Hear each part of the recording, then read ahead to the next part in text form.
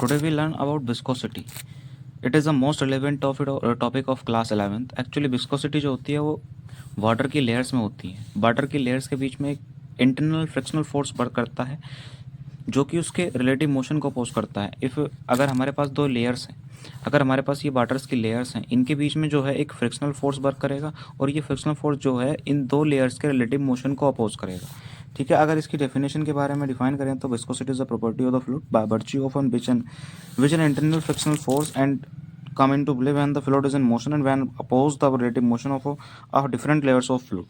इसे हम अगर डिफाइन करें तो इसकी जो प्रॉपर्टी हो गई, इसे जो हम कहेंगे वो विस्कस फोर्स यहाँ पे वर्क करा. विस्कस फोर्स के होने से उसके ने रिलेटिव मोशन को अपोज करा, जिसे हमने विस्कस फोर्स कहा. और विस्कस फोर्स की जो प्रॉपर्टी है उसे ही हम विस्कोसिटी हम यहाँ पे कहते हैं. विस्कस फोर्स जो होता है among two type layers of fluid के बीच में वर्क करता है like Fv equal to minus eta a d v upon d x, where eta जो है ये कोफिशिएंट ऑफ विस्कोसिटी, यहाँ कहेंगे कोफिशिएंट ऑफ विस्कोसिटी, हम यहाँ पे इसे ईटा को कहेंगे. इसकी जो SI यूनिट होती है वो होती है न्यूटन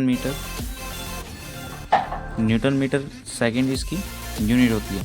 मान लो हमारे पास एक एग्जाम्पल है, हनी हो गया और ये हो गया हमारे पास वाटर.